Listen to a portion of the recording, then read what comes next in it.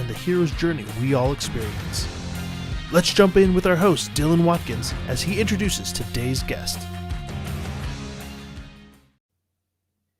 Are you curious about cryptocurrency? Do you wonder what it would be like to have an expert guide you through that process? On this podcast today, I have my friend Jamar James. He has been helping businesses prepare the future and increase their revenue by getting them into cryptocurrency. He is a blockchain expert who's been trading for over 10 plus years with a degree in computer science and consulting background of over 15 years. He has since established himself as an expert in cryptocurrency field, hosting monthly training programs such as his Blockchain Bootcamp, where his crypto training curricula is custom made in such a way that is tailored to ensure that the attendees get the most up-to-date information to assist them in their reaching their unique goals. Without any delay, I'd like to welcome my friend Jamar. Hey, how you doing, man? That sounds so.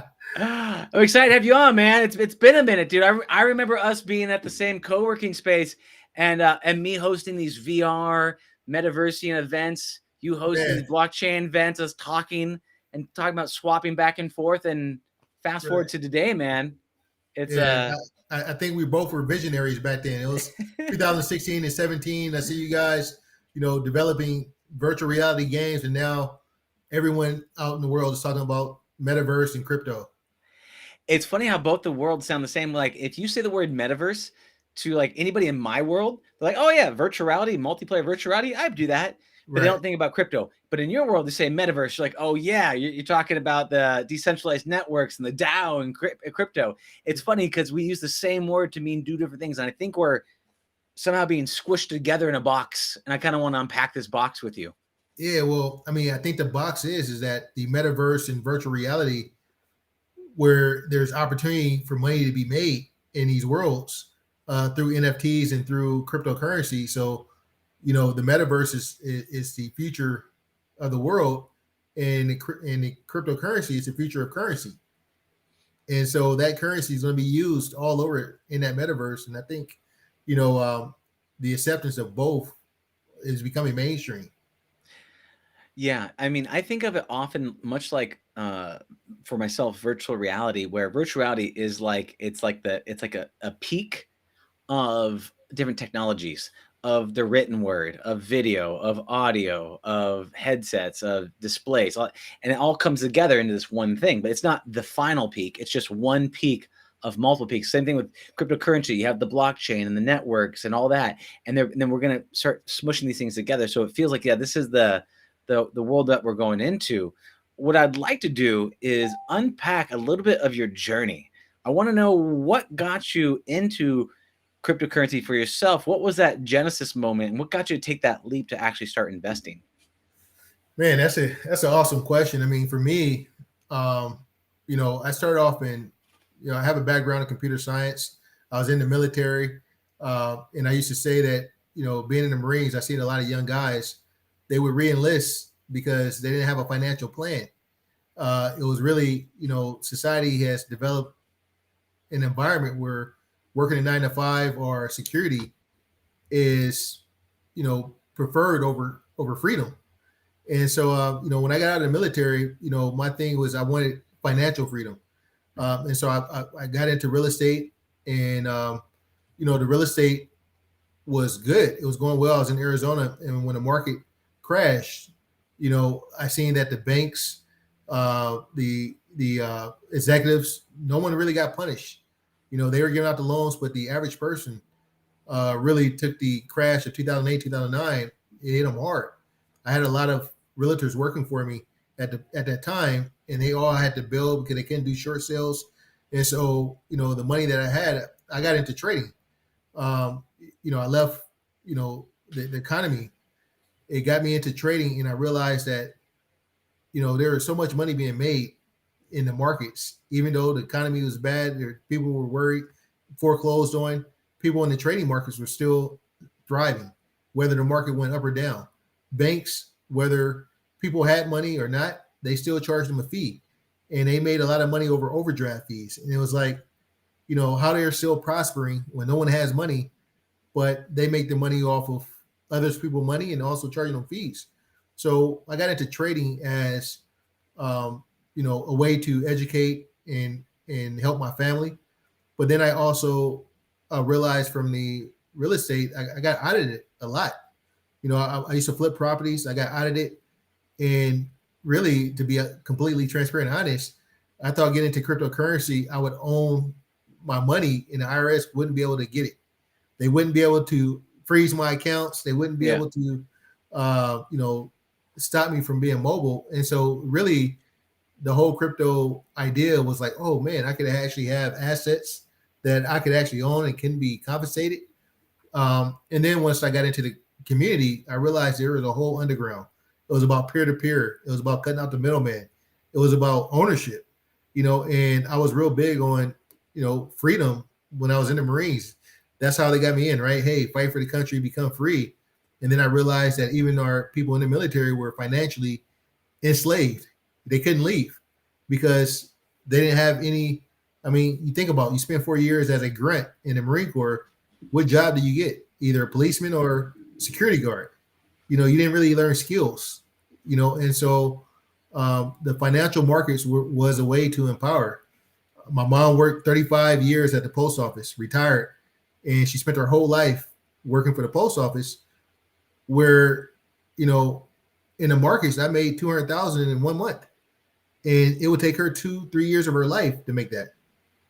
And it's like, that really, kind of changed my view. And I'm saying, why don't more people know this? Why are we getting taught, certain subjects in high school and in college, but no one talks about the bankers.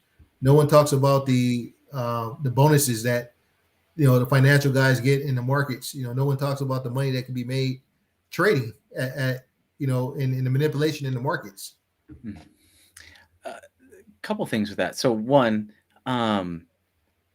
with going into the crypto space and everything that you're doing, that you talked about the 200K in a month or so, doing all that fun stuff. You said one of the main reasons why you got into it was because of you thought that the government couldn't audit you. You figured, oh, everything's completely independent. I know the rules have changed a bit. Do you want to just speak a little bit to maybe something? Because we'll just assume we're going to have this podcast be for anybody who doesn't have any money in crypto, but who is interested to get into it, who doesn't really understand any of this stuff. Right. All right. So right now, what is the current lay of the land when it comes to the IRS and when it comes to actually having investments in the crypto space? Right. So there's two worlds in the crypto world. There is a centralized world, and then there's a decentralized world. The centralized world is places like Coinbase and crypto.com, places that you get your crypto from. It's no different to me now than opening up a bank account. Back when I got in to crypto, there was no tracking. They considered crypto personal property. So it wasn't a currency in 2016 and 15. It was considered personal property. So you can own it, you could trade it, and it wasn't something that was being tracked. And then they introduced, a lot of KYC and AML, and they want you to onboard through centralized exchanges. Well, centralized exchanges like Coinbase and crypto.com, they report what you have to the IRS. Whereas, for me as a person that embraces freedom, I should be able to report my income or my savings and have some type of, autonomous way to, operate in the world. So in a decentralized world, you can actually get your crypto from, we call it over the counter. They had a thing called local Bitcoins where you would buy from people. People would meet up at a Starbucks or Wells Fargo or at the office space, and they could do a transaction, peer to peer. It's no different than you selling a car to a person that you just put an ad in the paper. You sell a car. Centralized is they had to go to a dealership. I went to Ford or I went to Toyota, and that's the only place I can get a car from. So, for the average person, if you're holding all your money into a bank, when you get audited from the IRS, they go to your bank and say, tell me everything that they have, and we can freeze it. We want to put a freeze on it right now, so please freeze that account. Well, when that happens, there's no regard for the individual and taking care of their family. And so the crypto allows you to not have your money being held in a bank where it can be frozen at a centralized exchange. Now it's decentralized. Now you can put on a phone here, another electronic device, and you can go peer to peer. And so crypto allows you to actually have ownership without any interference of money. Right now, all the money that we get and own is being issued to us through, banking normally. So then what you're saying, like Coinbase is centralized, so they can track it, they report it, they take a look at it. But there's other means. So you're talking about having like is it like a MetaMask or some of the things where you can hold on to the keys, Right. where you have access to where there's things that it can be self-reported, right? Versus Yes. forced reporting. What I mean, in this space right now, what would you recommend for people to do if they wanted to onboard and get into the space? Would you say, start with the Coinbase and progress upwards, or Yes. what do you think is kind of like the baby steps to crawl, walk, run into becoming a crypto confident or capable? Yeah. So, definitely crypto.com and Coinbase, they are the onboarding. People are familiar with having an app. They're familiar with going into filling out online form, uploading their license, everything that you have to do to open up a bank account. In real life, that is what it requires for you to open up a cryptocurrency exchange account. And exchange is no different than going to the airport and seeing the currency exchange, right? You have your dollars and you exchange it for Bitcoin. You have dollars here, you exchange it for pesos in Mexico. So an exchange, it allows you to transfer funds. That's an awesome way to get started. Having a wallet on a exchange, it is centralized. That means that when you put your money into a bank, the bank owns it's the bank's money now, and you pay to get access. When you put your money on Coinbase, they are holding your funds, and they allow you to withdraw or not. And if they ever go down, you don't have access to your funds. So it is a good place to start, but you want to evolve to the place where now you have the ownership, you have it on your own personal wallet, and now you have total control of your funds. You can't be locked out. Got it. So it's training wheels. It's training wheels to understand. Yeah. What are some of the risks that come with it? Like, because it's one of the things that there are. The reason why you have centralized networks and things like that is you want to have things for kind of nerfing the world. You want to create a safe way so people go, I didn't know I wasn't supposed to give my check to that guy. He's like, well, yeah, you need to endorse, you need to sign the back of it or whatever it might be. There's some things here. So what about for you is some of the warnings you would give to noobs in the space so they don't get it taken advantage of? For one, you can't really trust, you don't want to trust anyone with your security or your login. You don't want to buy ledgers or buy wallets from other people because in crypto, it is, your private password, your key gives others access, gives you access to your wallet, and whoever has that number, will be able to go in and, access your account. So one of the things is if you have a centralized, account on Coinbase, it's a little bit more secure there, but it's not yours. You want to have full ownership, meaning that you have your own wallet, your own key. You're the only one that have it. Yeah. Can you talk to me a little bit about Coinbase and how it compares to is it called Mt. Gox? Yeah, Mt. Gox. Yeah. What happened at Mt. Gox? What happened with that versus and how maybe Coinbase may or may not suffer that same fate? Do you know what I'm talking about when I say that? Yeah. So Mt. Gox, was an exchange, and they stored a lot of funds on Mt. Gox. It was one of the first exchanges that you can actually trade crypto on Ethereum. It was on Ethereum. Okay. Yeah. Please continue. It had multiple coins, but Mt. Gox had, I think it was something like 500 million in crypto. Yeah. And the liquidity was drained, meaning that they got hacked or, all the money came up missing. Yeah. It was a big robbery. Yeah, probably one of the biggest robberies of all time. I don't know, but pretty hefty. Where basically everybody was storing all of their crypto in one location, Right. more or less like the keys and how you can access it. And if, by the way, if I speak out of turn, I am not a crypto expert by any means, nor is this any crypto advice, financial advice. Any means, trying to understand the actual lay of the lands here. I do have some crypto. But I'm definitely more of just trying to understand this myself, and then also understand how this all merged together in the metaverse. So the putting the edges on this conversation is really to understand how our two worlds collide together to make this thing happen. And part of the thing is also understanding some of these fears and concerns that people have, like with Mt. Gox. They basically everyone was holding all of their value in there. It got hacked, it got extracted away, but there was Right. no backer, there was no decentralized, there was no insured by the government. Your money was just gone. It was gone. Right. So then I thought they forked Ethereum or something to try to avoid that problem in the future, but I don't know if that's correct or not. No, they can't.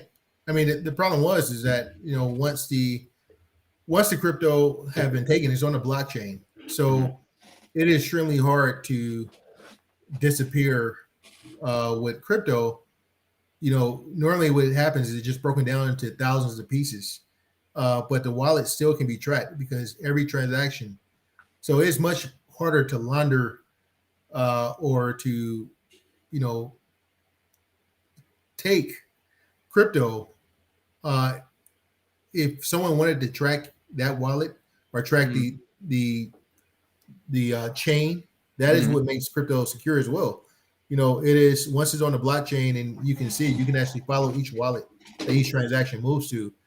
What they do is they have mixers where it just mixes the transactions into million of small little pieces, and it just becomes a huge job to track. But all crypto and even being hacked, you can track it to a wallet. So then, by the way, I was slightly distracted by reading some of these Yeah, comments here. I'm laughing at them as well. Yeah, I was trying to I'm like, I don't know if we necessarily want to address that. But because people can write comments, if you don't know this, you can write comments in there and give feedback on that.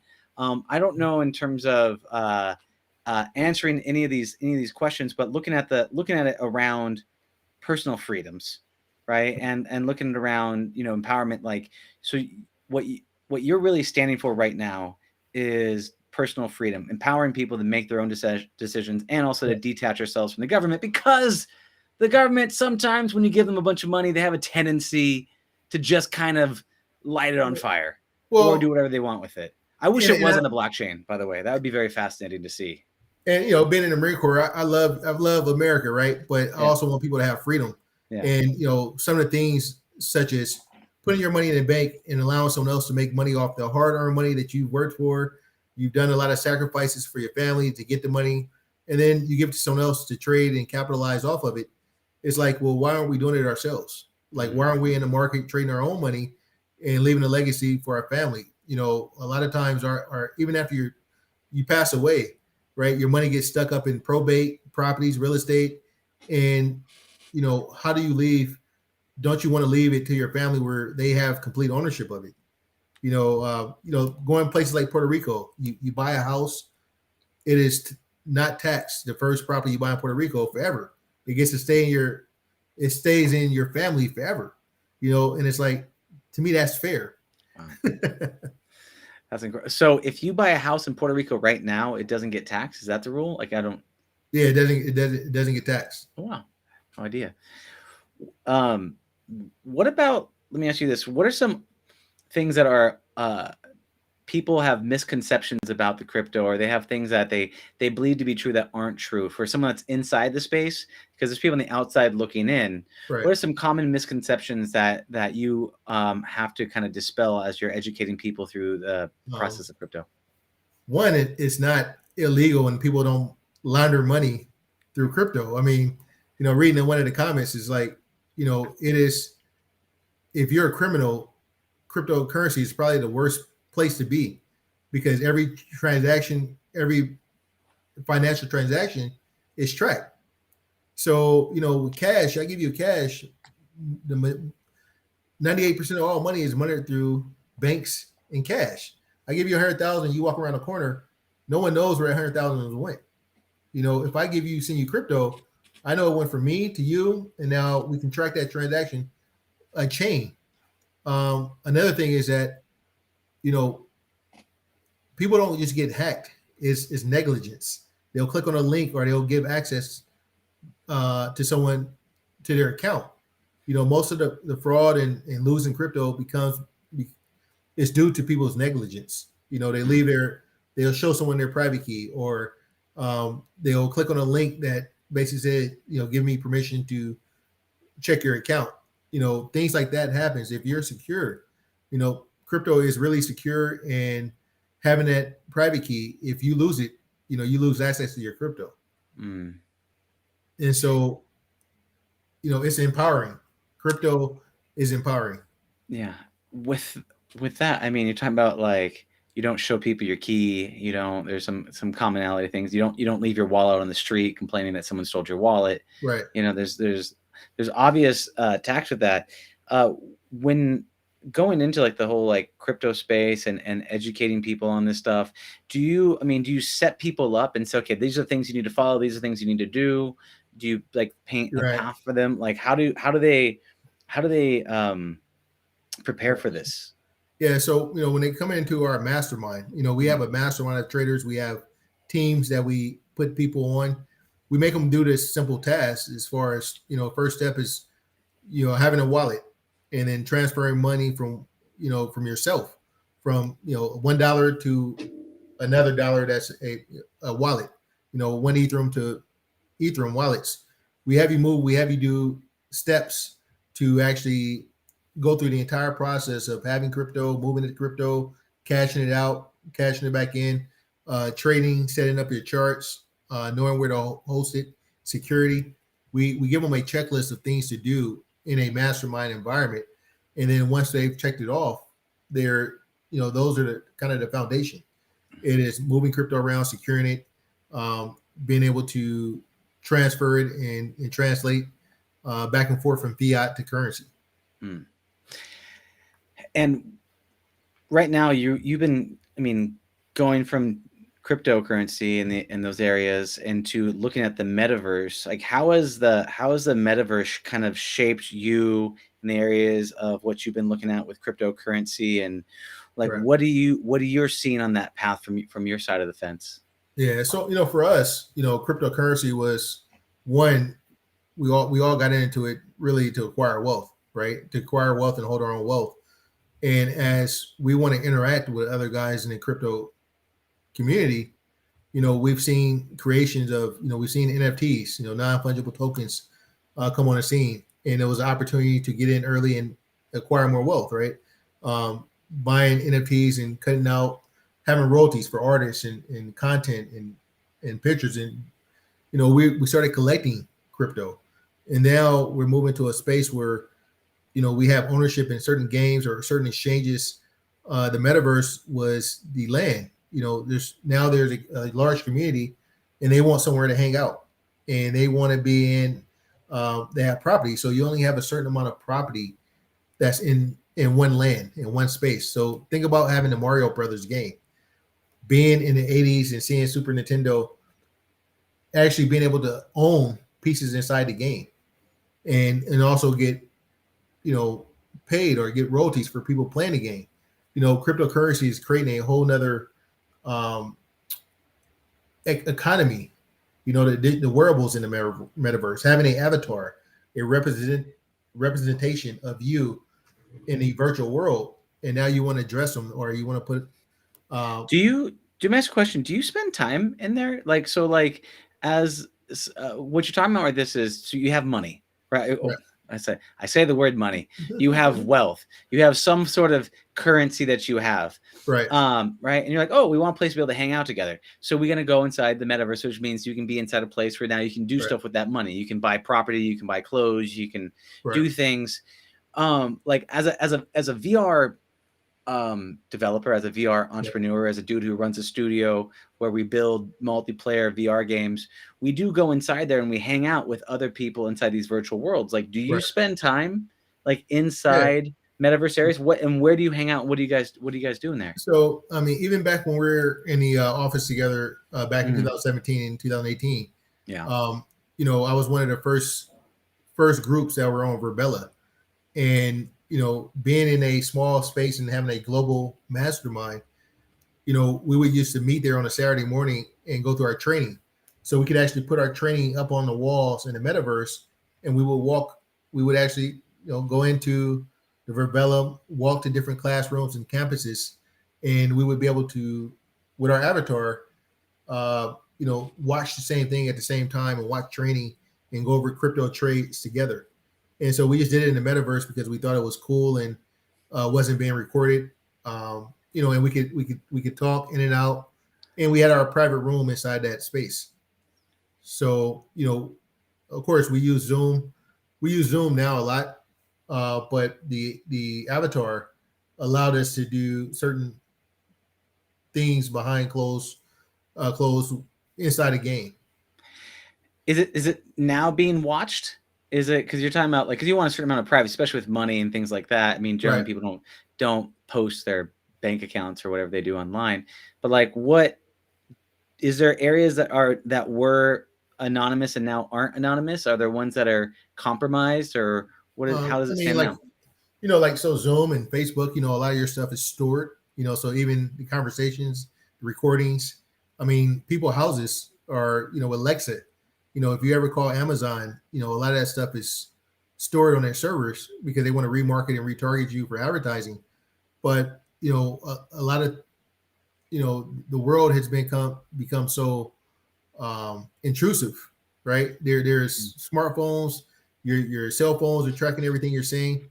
So the community inside of virtual world, we felt a little bit more safer, right, to Mm. discuss and talk about things and show material. And then you also can close it down. You know, so we would have 30, 40 people, 100 people come in. We can trade together and open up, and then we shut the room down.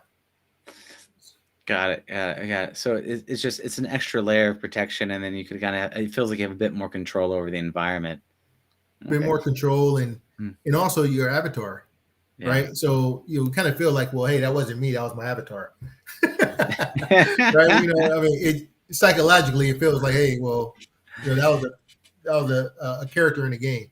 You have a mask of a dude that you're walking in Right. as. You have that second layer of protection. The second layer of Uh, protection. that's cool. Is there any new ones on the horizon, or not trying to use that word, but is there any like metaverses that are coming up that you're excited about that get your attention? Yeah, so I'm gonna give Substantra or SUB STRATA. And they have I'm gonna put it in the chat for you. Okay. They actually have they're gonna put entire worlds inside of it. And so like they have a environment where you can actually put crypto voxels. You know, it's interchangeable with like Sandbox. You know, Decentraland and Sandbox were probably you know the first to market, right? Hmm. And so they have a big lead. They have the most amount of users, but there's new metaverses that are coming out that are going to allow you to kind of interact with both worlds. Well, that's my question because I know that primarily the commonality of the like the kind of crypto metaverse is you buy land, you buy items, you buy stuff. You're inside this world, and you can share things and hang out. I know Decentraland's a lot like that.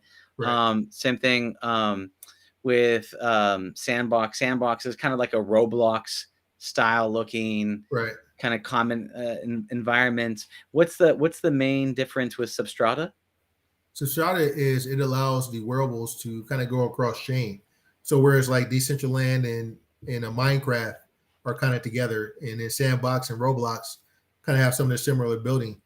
Um, some of these metaverses are building environments where you can your avatar can go in both places. Oh, okay. So then Substrata is making some sort of, for my terminology, would be an SDK that would allow for people to be able to have it not only be used in Substrata, but in Right. other metaverses where you can take it and bring it with you, and you can have it somehow attached to your wallet or something. Right. So, you guys are tech guys even more than I am. So, like to say that you're building a world in crypto voxels and now it can be migrated over to Substrata, it's like it's an open source metaverse. Got it. Okay, so it's open source so that you can take it. I can take it and do things within 4K. I haven't taken a look at it, so I'm not as familiar with it. So I was curious about it. Okay, Right. is there a typical path? Is it available? Because I've seen a lot of things that come out with like before even having a product or even a thing. There's like a white paper, right? There's Right. a hype. There's a deck, a sizzle reel. There's stuff like that going up and outwards, right? With Substrata, is it viable right now, or is it something that is? I'm just gonna put this in here so people can see it. Yeah. Is it viable right now, or is it mostly in the theoretical stage? No. So it's viable right now. You can buy land in open seas. They have their kit online. It is, it's trying to be neutral, where it's like, Decentraland wants everyone to use Decentraland. Sandbox want everyone to develop and be on Sandbox. Substrata is like saying that, hey, we're open to, open up the metaverse. Like when you talk about Facebook, they want to have their own meta world. It's not a open platform. It's going to be Facebook's metaverse. Right? It's not going to be the metaverse should be open to the entire world, right? To all developers, all platforms. And that is kind of the thing with crypto is global. Yeah. I guess that in that note, like, I mean, what are the major concerns that you have? Like right now, our future is not written, right? We make Right. it, we work on it, we build it together. It feels like it's written because people are constantly doing things around us at all times. But what do you think are some of the major concerns like that would what are you hoping for to happen with crypto and versus not happen with crypto? Like for example, the metaverse done by Facebook, it's all Right. completely owned. What are your things that you're looking forward to or you're Man. concerned about? I know it's such a difficult question because I've kind of given up on humanity and people wanting to be free. At some point, we all compromise and go back to, being controlled. And I think, people are pushed. So for me, like cryptocurrency right now is about freedom and open. The more it gets regulated, the less freedom we have. Right. And it's to a point now where I can't even sell you crypto or you sell me crypto without breaking some type of KYC and AML laws where it makes it illegal for us to interact with each other, but we can buy crypto from Coinbase. And so with the metaverse, it is like, we have all these open platforms, but I think people are going to go where the money's at. Sandbox has done a great job marketing, and it's going to be centralized. It's going to be their place, and there's money being made inside of there. And then Facebook is going to come, and they're going to have their own metaverse, and you'll have to choose. Like right now, for us to use Oculus, we have to have a Facebook account, and it's like, you're a tech company, but we're forced to be on the Facebook. So that kind of doesn't sit well with me. It's not that you're forced, it's that it's the best technology with annoying constraints. So like for example, like right now, I mean, if you want to go buy an independent headset, you can go get like a Pico, or you can go Right. buy one of a brick of like no name headsets that are crap by comparison. They're 5 years behind Facebook. And so because Facebook has dumped billions of Right. dollars, there would be an avalanche of developers that were just Right. a wave of them moved through and then just took this technology along because Facebook made it happen because they threw billions of dollars at the problem while everyone else is trying to figure it out. China's trying to reverse engineer it. So you can go do it. Like right now, you can go and get like a burner phone. But is it going to be as good as Apple? You know what I'm saying? Is it gonna, and so it's like, you're right. Freedom versus convenience and the latest technology. So think, I mean, I want to go to metaverse and I want to, you know what? I don't like Facebook, but now eight out of ten, 8 out of 10 of my friends are all on Facebook, and so even though I don't like, Facebook, or I want to protest, 80%, 90% of the people in the business are over here on Facebook now, or they're in their metaverse. So I'm forced to say, hey, you know what? I'll be inconvenient and I'll stay over here in my corner and be alone by myself, or I have to conform or else, right? Facebook right now, if they told you can't buy anything in Oculus, like if you wanted to buy a game and you didn't have you're not in good standings with Facebook, you won't be able to buy any games using the Oculus, right? Oh, man. So they really have a lot of control, and people, are fine with it. They create the platform, man. It's like one of the things, like one of the features with the headsets is that like you can share your video recordings, but only inside of a Facebook group. Right. That's the only place you can share it. And so as a developer, like I want to know what's going on. I want to see what you're doing. Like, and if you're going to play my game, you're like, so we're making one of these games, right? It's an arena multiplayer experience. It's really, cutting edge and all that stuff, but I got to see what you're going on with you. And so for you can click a button in the headset. And in order for me to get that, there's two ways to do it. So one way is you click share to Facebook or a Facebook group and you go hit share, done. Right. The other way is you got to take it. You've got to plug it into a computer. You got to take that. You got to download an application called SideQuest. You then got to authenticate that process. You then got to do that. Then you got to drag that video onto the computer, drag that video then onto an online file, and then share that with somebody.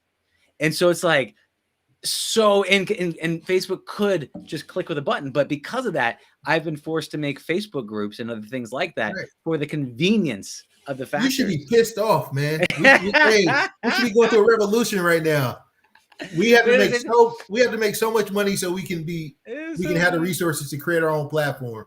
It'd be so much better, man. It'd be so much better. But it's one of those things, like it's like they made it, but they own the tech, but they own the platform, which makes it super convenient for me. But I'm going to do it because of like, it's either that or I try to explain to somebody that might live in like, I don't know, Wales or something that's like, hey man, you got to get an application called SideQuest. You got to download it. You got to do that. It's like, oh shit, just join the Facebook group, man. Just join the Facebook group, right? But I understand. It's just one of those, it's one of those big concerns that that I have to deal with. So right now for you is just, it's the freedom of the people and the inconvenience to be an outcaster, or just jump into the system, even though. Yeah, I mean, like you have to jump in the system, and like all the wealth that these guys in crypto we're like attaining. Mm-hmm. At some point we're gonna have to give up half of it, right? We have to. They're gonna force us to put it back in the system, right? I mean, because what's happening right now is a lot of crypto guys, super wealthy, but they don't want to move it back over to fiat, right? And so now the government is talking about taxing unrealized gains. They just had an article. Unrealized gains. Oh man, so, I'm gonna tax you on the money you don't got yet. Right. So for the people out there that don't understand what that means, oh yeah, please. If you have a house, right, and your house you bought it at $300,000 and it's worth $500,000 now, you have $200,000 in equity.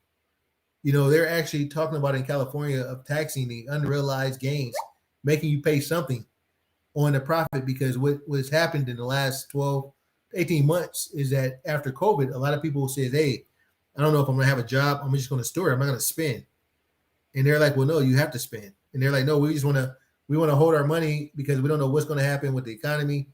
And so they're saying, well, you are accumulating wealth and we want to tax some of that. You're buying things and buying assets. You're buying NFTs you bought for $1,000 now it's worth 100,000.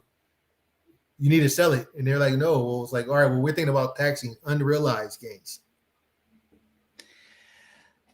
That is revolutionary, right? I was going to say, there's nothing else. I mean, you have capital gains tax. You have things like that when you sell your house. You have like that kind of stuff, but never on unrealized gains on the theory, because the market could bomb. Like right now, aren't we going through, technically speaking, and correct me if I'm wrong, some sort of like inflation, quote unquote, well, inflation, but also crypto winter. They said some things are so I read this somewhere. Right. I don't know if it's true or not, but they're saying, because it goes through these waves, right now, aren't we at a point where it's not necessarily soaring, but it's it's in the range.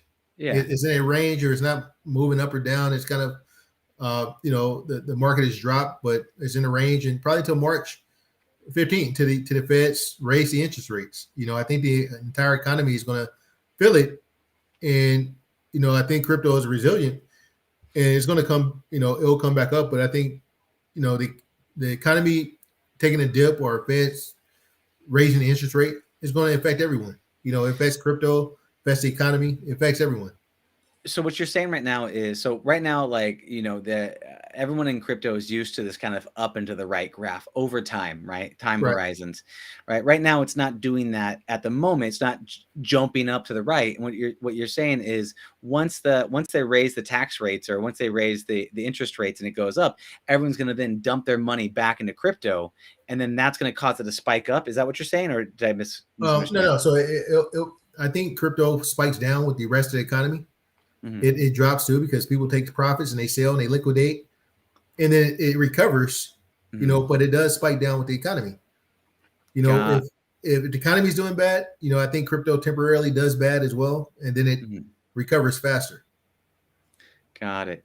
And do they do that? Because I saw Bruce here was talking about they already do that with real estate taxes. Do they do that already? I don't think they tax unrealized gains. I mean, they had a 1031 exchange where they allow you to defer taxes, but they don't tax you on unrealized gains. If you get 100,000 equity in 1 year, you have short term gains if you cash out, but normally, it's not until you cash out on Mm, you sell a house till you get got it. taxed. Did you hear about Microsoft buying Activision, by the way? Yeah, it came out. Yeah, 4 hours. It came out about 8 hours ago. Yeah, yeah. Microsoft and Activision, right? And they said it was their answer to the metaverse. What's your gut response on Microsoft buying Activision? Um, I mean, my gut response is that the play to earn, the economy, the future of, inside the metaverse is being able Mhm, to capitalize and monetize. I mean, you have whole teams now in Philippines and other countries that are playing like Axie for a living. They're basically trying to, um, get guys out of the house and go to work. And they're like, well, why go to work when I can make $30, $40 a day playing Axie, where I make, $10, a day going to work for 8 hours when I can stay at home. So I think Microsoft sees that the attention that the games are getting, the user base, and they already have everyone with computers, mhm. right? And you have the operating system. So the gaming is to attract the youth and to um, attract a larger audience. Can you explain a little bit of what Axie Infinity is?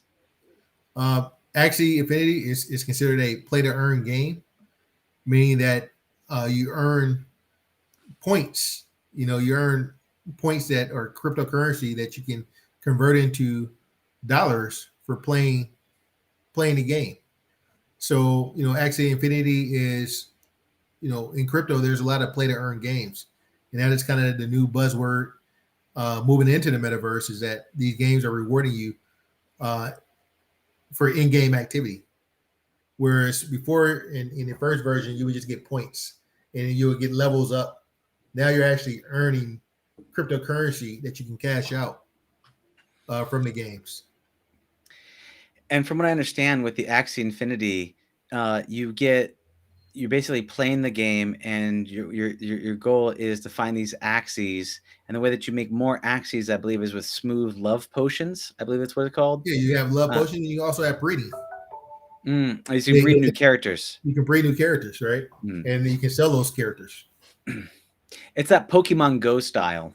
I've noticed that because, like, as people come across certain trends and there's some models that get proven, like with Beat Saber, everyone knows of Beat Saber for VR. So everyone knows, oh, I cut these boxes, I have a lot of fun. And then after that, there's thousands of clones, right? Flappy Birds, thousands of clones. Right. That Pokemon Go, man, that thing came out and crypto just jumped all over that thing with Axie Infinity. And with VR, there's one called Revamond, Okay, which never is mind. All right. yeah, Yeah. Revamon. I think they got sued originally by Pokemon. From my understanding, is they got sued by Pokemon, and they came out with that, and they're like, oh, okay, no problem. We're just gonna go in the crypto space. And they're like, they just like did slight modifications to all of them and came out that gate with it, which is a makes sense. Have you seen other models, common models that you've seen in terms of play to earn? Yeah. So, I mean, for us, I mean, like Zed horses, I'm heavily invested in a Zed horse game where, you're buying the NFT or you're buying the horse and you can race them. You make money off of racing the horses. You can also breed the horses. If you have a horse that has a high percentage, people will pay you more to allow it to breed. For me, I mostly trade the hot games. So I'll buy the coins or buy the assets, and I don't spend a lot of time playing the games, but I do spend a lot of time investing in games that are rewarding users for having the coins. It's an easy way to make money. Are you day trading? Is that I do a lot of swing trading. I buy overnight trades in from 1 to 20 days. So I don't do a lot of day trading sitting in front of the computer being in and out of trades. I buy into momentum. You buy into momentum. So what you're doing is you're looking for patterns in the market of the way things are swinging upwards or whatever it looks Right. like, and you get in on that. And do you primarily interested in like what are your like in the areas of the coins for games, like the play to earn games? Are those the ones that you're interested in? Focus on play to earn games, NFTs, virtual land NFTs, and then as far as all the decentralized coins, there's a lot of coins that come out. Like there was a Walmart DAO coin that came out last Walmart night. came out with a coin? A DAO, which is a yeah. decentralized autonomous organization that they want to invest in the future of Walmart.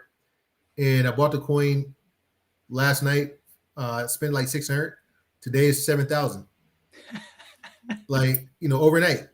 And these are the type of gains. I mean, Revolution, RAV. I bought a coin that has a farm. Bought it last week at $50. Today is at 220. The opportunities that are in crypto, they're in the decentralized world. They're in the play to earn games. They're in the land. Substrata last week it was at maybe $400. Today it's being sold at 2,000 for the floor prices. So the speed, the speed of the momentum is just it's crazy how fast things are moving. So then what you're really doing is you're trying to say, okay, where's the energy at? Where do people look at? Like, how do you make your decision? So you're looking at, are you just primarily looking at Volume, graphs? What? volume, transactions, and price. You can see the volume coming in. And so in the blockchain, it gives you an edge because all the data is there. So you can see when something is first released. You can see how much volume is coming in. You can see the amount of transactions, and you can see the amount of buys and sells. So when we see, buys coming in for 20, 30,000 and something that just came out in 10 minutes ago, it has momentum and more guys are going to join in and the price runs up so fast, over a period of time of a week or two, on other games that are coming out and people are finding out about them. Like I just told you about Substrata. It hasn't been out long, but you invest in it now and then you see 2 weeks later it's going up. That is the type of momentum plays that we get into. Got it. What in terms of like play to earn? So what are other ones that stand out to you? I mean, that are just to know play to earn games that are out there in the market. What are some of the ones that are currently out there that are interesting or doing things differently that stand out to you? You have to look at the DeFi Kingdoms. It's probably the one game that you want to. DeFiKingdoms.com. And it's on the Harmony Network. So let me put that in here for you. It actually has an entire marketplace inside, and the currency exchange is inside the game, and you're able to buy the land, buy pieces inside the game, and the coin, has gone up, from like $3 to about 20 in the last 6 weeks. So the in-game currency is called Jewel. And how's it played? What is the style of the gameplay? I don't know how to explain it. I don't play the game, so I just invest in it. It's funny because like it's completely different because like from my neck of the woods, right? Right. I'm all about the mechanics. What are the game plays? Why do people like to play it? What's fun about it? What's fun about the community? What's fun? Like, what about Right. this makes people want to come back and play again and again and again? And in the world of game development, VR development, all those things, that's what I'm looking at. I'm looking at those play mechanics, the stickiness, what makes people like things, what brings Right. them back, what's the virality of it, what are the shareability? And to me, I look at those mechanics, and that's just where Right. my brain goes, because that's what I've been teaching That's what people. you do. That's Yeah, your I've been expertise. teaching people how to build VR since 2014, man. So I just Right. like, and that's so funny, because like for you, like, I don't know, I'm just buying and selling. Like you just, Right. you're looking at, you're playing the meta level of the game, right? You're playing the meta game. You're not playing the game itself. You're playing the Right. game of other people playing the game, I'm which playing. is Yeah, really, that's the game. I'm watching the people, and I'm seeing the sentiment. I'm seeing the yeah, volume come into the game. yeah, For me, I log into the game, and it's like they have storylines and they have marketplaces. They have all this cool stuff inside the game. But for me, it's the activity. It is, the sentiment of seeing, the coin go up, the volume, the amount of people that's starting to play it. I think DeFi Kingdoms have a huge, it has crypto guys that are getting into the community because there's ways to monetize inside the game, and they have to buy the coins to interact in the marketplace, interact with certain materials. So it's a whole story around it, but it's also people are supporting that technology, and so the actual platform is rewarding the users for being a part of it because they're having growth together. yeah, yep, yeah. There's a little bit, like, I'm gonna say this just because it's on the outside of in looking at it, I often feel that what it feels like, if you're not in this space, is I feel like it's kind of like, hey, this is a cult. You should get part of my cult. Come join my cult. We got great Right, Kool-Aid. Come over here, right, brother. It's okay. The water's warm. Jump in. It's totally fine. But I think, but when you're in it, like I could feel the game start to grab me. I got the Coinbase. I grabbed some crypto, and I started right, looking at it. I caught myself just being aware of myself playing games, of looking at it and going and jumping in and going, oh, I wonder where it's at. How the price is at. What are these things like? And I felt myself start to do that. And I was like, oh, that's interesting. It's a really right. interesting thing on that one. It's just there's like this general VR to like VR like gamers, right?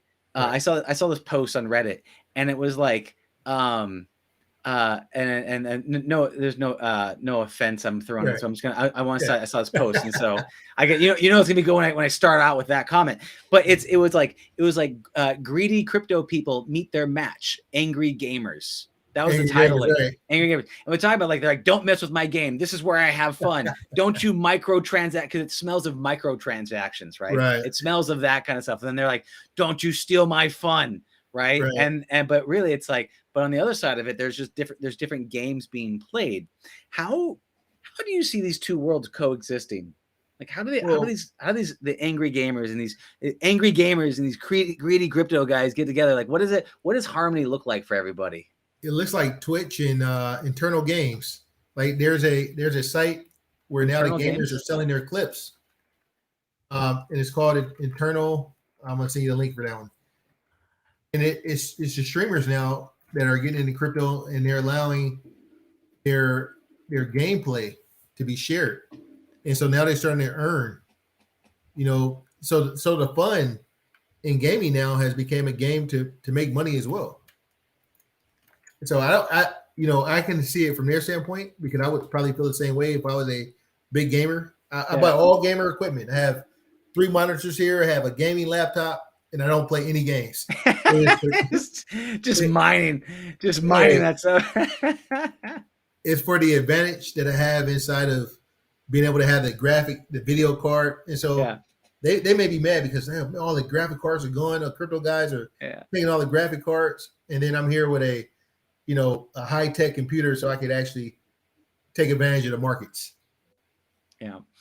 It's a different game, man. Everyone is entitled to play their games, but it's just one of these things I've been looking at. Like, I have, I've been looking at it for some of the games that we're producing, right? And it's because I've had interest from my clients, like going, hey, we're doing this. We want to figure out, how do we get into crypto? How do we take this and merge these two worlds together? And at first I was resistant, right? But at the same time, it's like, okay, there's obviously something here. How do these work gone? So I really like the idea of taking what you said was eternal GG was the name of Right. it. And if you look inside the things, we'll post that in the video section so you can see this. But essentially, this right here is for people that are producing amazing clips from games that they can then share and monetize. So if they have some sort of epic shot or epic thing or something else happens, they can then monetize that and produce, which is a great way, because a lot of times as game developers, you want content creators to produce your content. And on YouTube, they're already naturally doing it. They already naturally cut because they need more material. They need more source materials, things like that. So actually, I really like that concept of actually taking that and running with it. And I've spent over 4,000 or 5,000 buying clips. I don't play the games, but I see the other people buying them, and so it's like that's what traders do. Yeah, you're playing the. It's like I heard James Bond say this once. When you're playing poker, you're not playing the game, you're playing the other players, right? So you're watching all the other players. Like, are you into this? Yeah. Are you in this? All right, I'm in. 1,000%.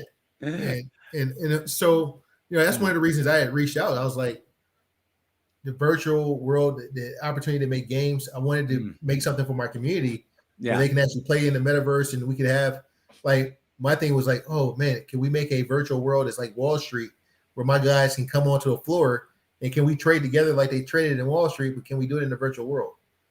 Yeah, it's entirely possible, and yeah, it's interesting because these technologies all merge together. There was like a stint where I was deep into AI for a while, and I took on some investment to dive into it, and I called up my AI friends, and we kind of figured some things out and did some very cool stuff in the space.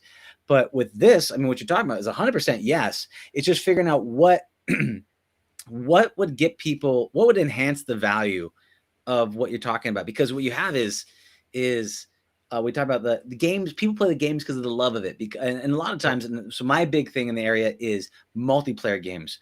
Multiplayer games are endlessly fun because in there you can be anything you want to be. But if you're by yourself, you're basically a god on a world that has nobody inside of it, right? But with multiplayer games, multiplayer virtual reality games or other games, you're there with your friends and you can do amazing things like trading stock on Wall Street or other things. So I guess my question for everybody, with that is, like, I mean, what is it? Because I understand, like, I've catered a lot to gamers and people that have VR headsets and people that get inside there. For your community of enthusiasts in the crypto space, I mean, what do they like to do? Like, what excites them? What's something that they would get into it, even if they weren't making money, that they would want to go in and spend time doing? And that's a question I'd love for you to answer. Yeah, I mean, for me as a trader, we love the activity. We love the action of the market. It's almost like, you're forecasting if the market is going up or down, and it shows you in real time. So there's a level of gambling that a person has, of taking risks. So a game of risk is really what the same way poker players, there's skill and risk involved in poker. In trading, there's risk and a skill that's also involved, and we love to be right. So, I mean, you get paid for being right, and at the end of the day, it is almost, it's relaxing, and it's a thrill. It's still a thrill to trade for me, and so a game that allows you to lose something, right? You have real, the paper trading is something that we don't do in my group, because we say, hey, if you're scared to lose, just trade small, but that's part of the game. It's like being a boxer and never saying, hey, I never want to get hit. It's like, hey, the goal is not to be able to get hit, but that is possible when you step in the boxing ring. Price of admission. It's price of admission. You may take one hit. You don't want to take 1,000, but you're going to accept taking one hit or one loss. Yeah, so then it comes down to that, because there's inside, even in crypto space, there's different types of people. One is the play to earn dude. He's not really doing anything. He's just grinding. He's just on a grind ass. He's like, this is great. He can listen to his podcast and grind away or whatever he's doing, right, to multitask, to enjoy his life, right? Versus yours is play big, win big, or just taking risks. Risk, I knew that was going to be a thing. That was a hit, and that like I got it right. I made that. I was right, and I went big. Right, that feeling is really big. So I could see that, and there's definitely things you could do in that space. I mean, and also you could also, I mean, if you're looking at that a game of Risk, I mean, there's ways to abstract it.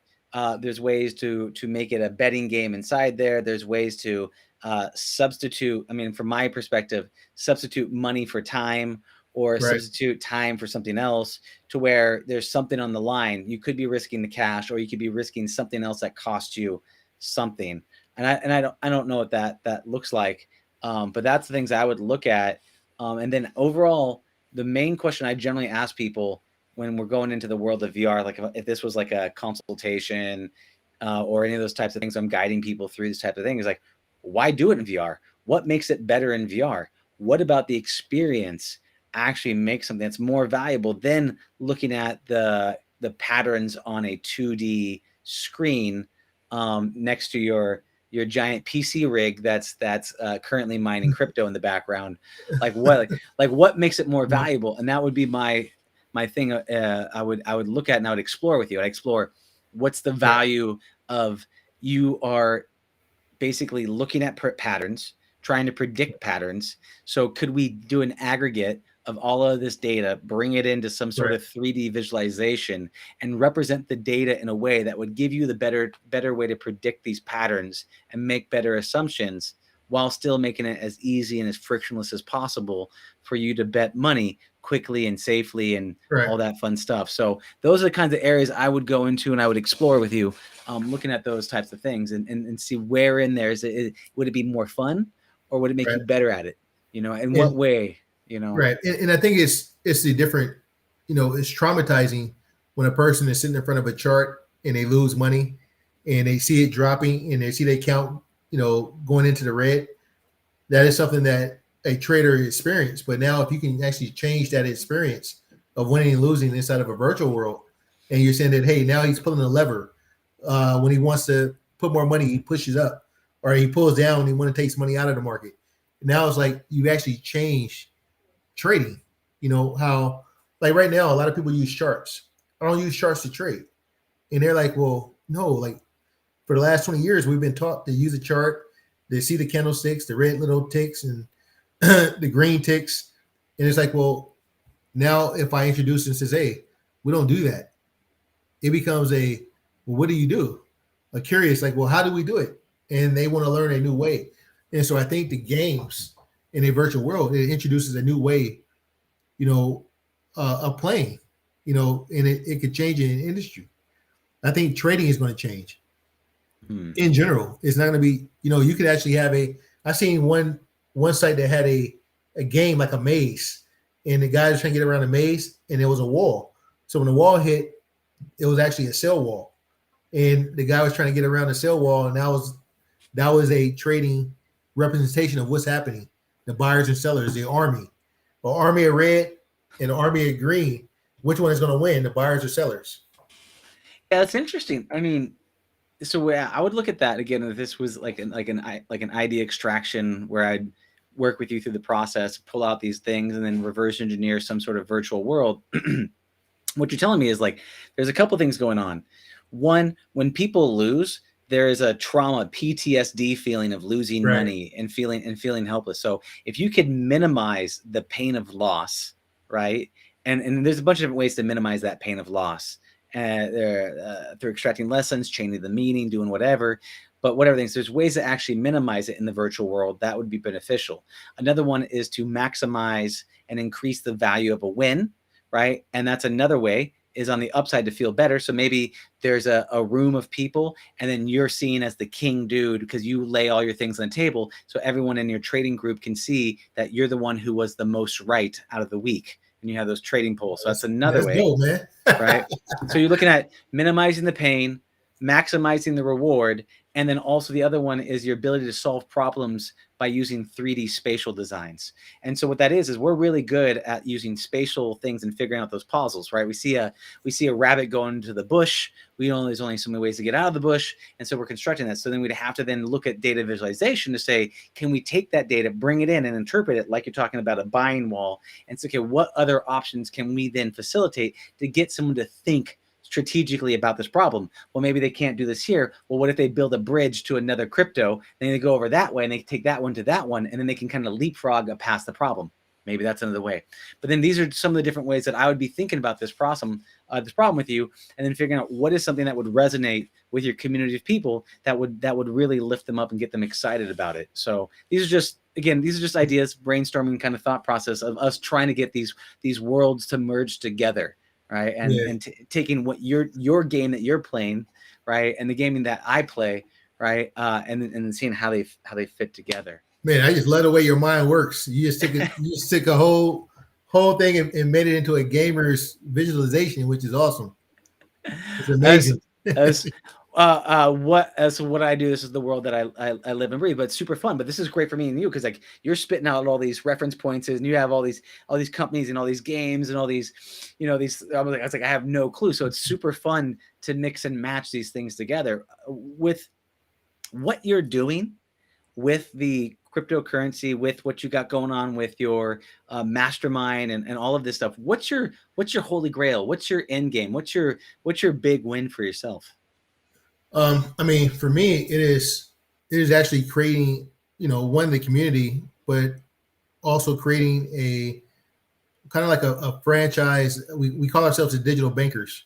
I want to establish a organization that can help people and be the trusted source of guys that want to make money in trading and in crypto and have a network. We call ourselves the Geek Squad of crypto, whereas we take advantage of what's happening in the market and we're able to share with other people. A lot of my masterminds have their own groups. And so it's just not me. Everyone that's inside our group have similar beliefs of, freedom and independence, and each one can teach one. We make a living through trading. We're on the cutting edge. We've taken a leap and it's paid off. Being right, like I said, we do that every day in trading. Back in 2016 and 17, we're in office and people would say, well, crypto is not real or it's not going to be here. It's only a fad. And we had that satisfaction of saying that, no, it's paid off for us. Like we were right. Right? It feels good to be right, man. It does. There's like the same thing like with VR. It always feels like I'm building a town in the desert saying the trains are coming, Right. And Zuckerberg came out and said, we're calling ourselves Meta. I was like, yes. So it feels great, man. With that being your goal, right? To it sounds like creating a community of financial independent people that are also leaning on each other, building each other up, making this kind of this educational community. What is like the big dragon for yourself? What is something that is so difficult to overcome that you don't know if you're capable to do it, or you don't know if you might have to like die in order to be reborn to make. I think keeping guys grounded, because I mean, I think, of course, money changes people. And when they have so much, that their visions get different. For me, it is creating a community that's going to live longer than me. Like the mastermind that we create is never going to. I want it to live forever. Of these guys that, it's almost like a bike club, right? Harley Davidson. His brand has turned into an ideal of freedom and bikers and guys that want to live a different lifestyle. And I look at the mastermind as something that's going to outlive me, and some of the visions that we've carried on. We freed a lot of people. I've had over 80 people leave corporate America, and so you see me back then. The only reason I had an office was to let people know that we were real. Like I didn't need to be in an office to trade. Our whole thing is about being free and independent, but I wanted to have a place where we can get crypto guys together and they know that, hey, we're not going anywhere. Yeah. Some of this, it feels more stable, feels more real. Right. which is interesting. Yeah, and it was a sweet office, man. It was a great office. I really like the location and everything. The whole COVID, which is like time to cut those ties and be set free. Right. But yeah, man. So that makes a lot of sense, because like, so what happens is people, when they get so much income, so much wealth, things like that, they detach. There is no detach. There is no external points, right? Because you really find out when someone is beholden to no one, you really find what they stand for, right? Who they are. Generally, powerful people, famous people, rich men, incredibly attractive women. All these people have some form of power and control, and that's usually when you see like people, like famous people, go off the rails. It's because no one tells them that their shit sucks. Hey, man, you're being a little crazy, dude. I don't want to tell you, but you're being a little crazy, right? And then like you need that feedback. It's super important. And you're saying that some of these people, they'll like with everybody. And I think you'll when everyone needs each other, they all work together. But when you don't need each other, it is like, do we still have the same cause? And that is the the kind of the gift and the curse is that we're in crypto to have this freedom, but like, what's the cause? Like for me, it is to empower other people and to break generational curses and give guys financial opportunities. And I've attracted other people that want to do the same. But what happens when now the guy has 5 million in account? The truth comes out, right? When he's free to do whatever he wants. Do you really believe in his cause, or did you just want the money? Yeah, the truth comes out, man. That's beautiful. Right. And something to think about for everybody. You think, oh, if only I made this much money, then I'll be happy. Then I could be then I'll be generous. Then I'll give. And then they get to that point, and then they're like, oh, nope. I have something else to buy. Yeah. There's another thing. If only it was for this. Yeah. that constant can kicking, man. This has been great. Jamar, this has been awesome, brother. Is there anything else you'd like to let people know about before you tell them how they can get a hold of you? No, I mean, one of the most important things for everyone, I think everyone learns from someone else. And I think if you get into the crypto space or you want to learn how to trade, find your tribe. Don't do it alone, because there's so much that's happening so fast that collaboration, I think that's what humans are put here for. They're put here to be together, and we need each other. And you're going to learn from either the smartest person in the room, or even even the one that is not at your level still has something to offer. So don't disregard people. I think that is, the message is that, we're all valuable, and we become more valuable together. Yeah. Yeah, man. Everybody's valuable. It's just being able to see the value. Yeah, that was beautiful. And Jamar, if people want to get a hold of you and find out more about what you do, how do they do that? They can join dcgmastermind.com. dcgmastermind.com is dcgmastermind.com. That's it. Yeah. Jamar, thank you so much for your time, brother. Have a beautiful and blessed day, my friend, and I will see you on the other side. All right. Appreciate it. Take care, brother. Bye now. Thank you for listening to the Heroes of Reality podcast. Check out heroesofreality.com for more episodes. While you're there, you can also take the Heroes quiz to find out what kind of hero you are. Or, if you have a great story and want to be on the podcast, tell us why your hero's journey will inspire others. Thank you for listening. See you on the other side.